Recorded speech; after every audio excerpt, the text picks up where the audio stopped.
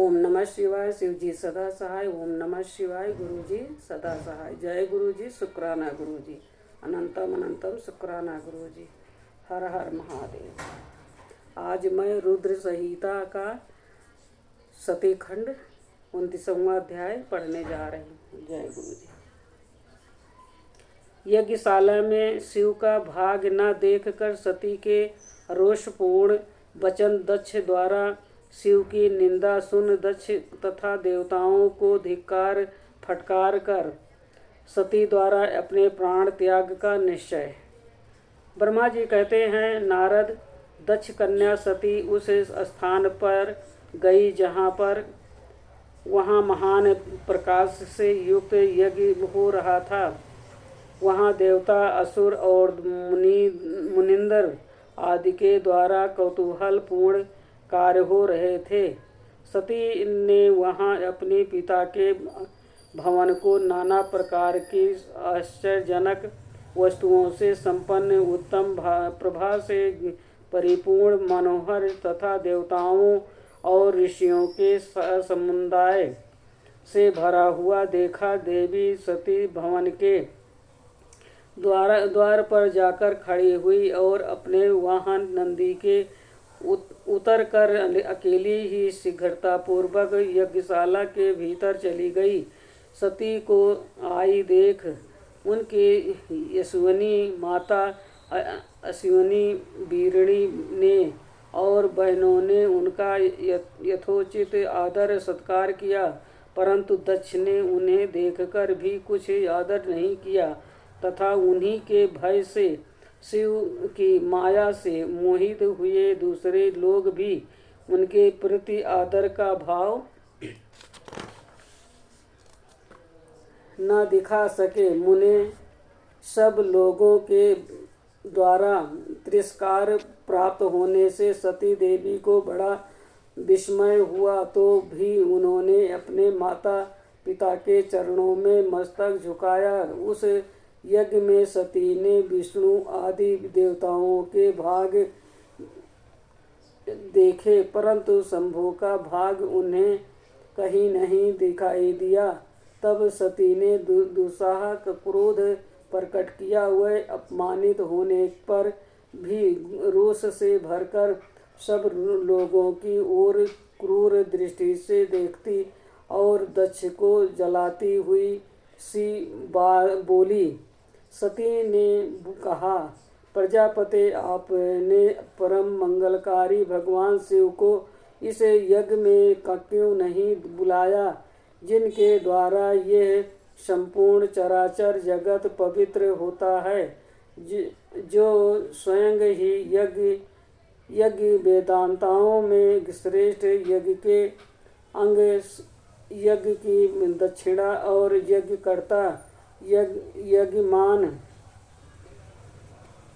है। उस भगवान शिव के बिना यज्ञ की सिद्धि कैसे हो सकती है। अहो, जिनके स्मरण करने मात्र से सब कुछ पवित्र हो जाता है, उन्हीं के बिना किया हुआ ये सारा यज्ञ अपवित्र हो जाएगा। ध्रुव मंत्र आदि हवन और कव्य ये सब जिनके स्वरूप हैं, उन्हीं भगवान शिव के बिना इस यज्ञ का आरंभ कैसे किया गया।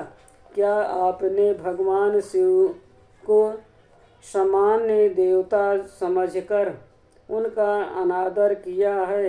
आज आपकी बुद्धि भ्रष्ट हो गई है, इसलिए आप पिता होकर भी मुझे अधम जांच रहे हैं। अरे, ये विष्णु और ब्रह्मा आदि देवता तथा मुनि अपने प्रभु भगवान शिव के आए बिना इस यज्ञ में कैसे चले आए। ऐसा कहने के बाद शिव स्वरूप परमेश्वरी सती ने भगवान विष्णु, ब्रह्मा, इंद्र आदि सब देवताओं को तथा समस्त ऋषियों को बड़े कड़े शब्द में फटकारा। ब्रह्मा जी कहते हैं, नारद, इस प्रकार क्रोध से भरी हुई जगदम्बा सती ने वहाँ व्यथित हृदय से अनेक प्रकार की बातें कही। श्री विष्णु आदि समस्त देवता और मुनि जो वहाँ उपस्थित थे सती की बात सुनकर चुप रह गए। अपनी पुत्री के वैसे वचन सुनकर कुपित हुए दक्ष ने सती की ओर क्रूर दृष्टि से देखा और इस प्रकार कहा। दक्ष बोले, भद्रे, तुम्हारे बहुत कहने से क्या लाभ। इस समय यहाँ तुम्हारा कोई काम नहीं है, तुम जाओ या ठहरो, यह तुम्हारी इच्छा पर निर्भर है। तुम यहाँ आई ही हो क्यों? समस्त विद्वान जानते हैं कि तुम्हारे पति शिव अमंगल रूप हैं, उन्हें कुलीन भी नहीं है, वेद से बहिष्कृति है और भूतों प्रेतों तथा पिशाचों के स्वामी हैं। वह बहुत ही कुबेश धारण किए रहते हैं, इसीलिए रुद्र को इस यज्ञ में के लिए नहीं बुलाया गया है। बेटी, मैं रुद्र को अच्छी तरह जानता हूँ, अतः जानबूझकर ही मैंने देव ऋषियों की सभा में उनको आमंत्रित नहीं किया है। रुद्र को शास्त्र के अर्थ का ज्ञान नहीं है, वह उदंड और दुरात्मा हैं। मुझ पर मूढ़ पापी ने ब्रह्मा जी के कहने से उनके साथ तुम्हारा विवाह कर दिया था, अतः सुचित सीमते तुम क्रोध छोड़कर स्वस्थ शांत हो जाओ। इस यज्ञ में तुम आ ही गई हो तो स्वयं अपना भाग या दहेज ग्रहण करो। दक्ष के ऐसा कहने पर उनकी त्रिभुवन पूजिता पुत्री सती ने शिव की निंदा करने वाले अपने पिता की ओर जब दृष्टिपात किया तब उनका रोष और भी बढ़ गया। वह मन ही मन सोचने लगी कि अब मैं शंकर जी के लिए पास कैसे जाऊंगी। यदि शंकर जी के दर्शन की या इच्छा से वहाँ गई और उन्होंने यहाँ का समाचार पूछा तो मैं उन्हें क्या उत्तर दूंगी। तदंतर तीनों लोगों की जननी सती रोषा वेश से युक्त हो लंबी सांस खींचती हुई अपने दुष्ट हृदय पिता दक्ष के से बोली।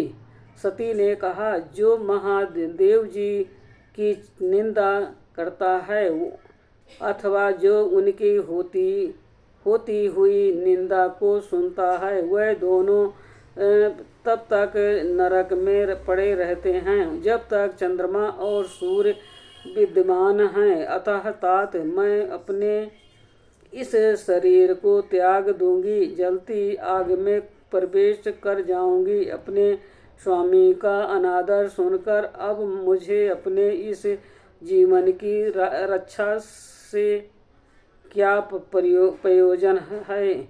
यदि कोई समर्थ हो तो वो स्वयं विशेष यत्न करके शंभु की निंदा करने वाले पुरुष की जीभ को बलपूर्वक काट डाले, तभी वो शिव निंदा श्रवण के पाप से शुद्ध हो सकता है, इसमें संशय नहीं है। यदि कुछ कर सकने में असमर्थ हो तो बुद्धिमान पुरुष को चाहिए कि वो दोनों कान बंद करके वहाँ से निकल जाएं, इससे वो शुद्ध रहता है, दोष का भागी नहीं होता, ऐसा श्रेष्ठ विद्वान कहते हैं। इस प्रकार धर्म नीति बताने पर सती को अपने आने के कारण बड़ा पश्चाताप हुआ। उन्होंने व्यथित चिंता से भगवान शंकर के वचन का स्मरण किया। फिर सती अत्यंत कुपित हो दक्ष से उन विष्णु आदि समस्त देवताओं से तथा मुनियों से भी निडर होकर बोली। सती ने कहा, तात तुम भगवान शंकर के निंदक हो।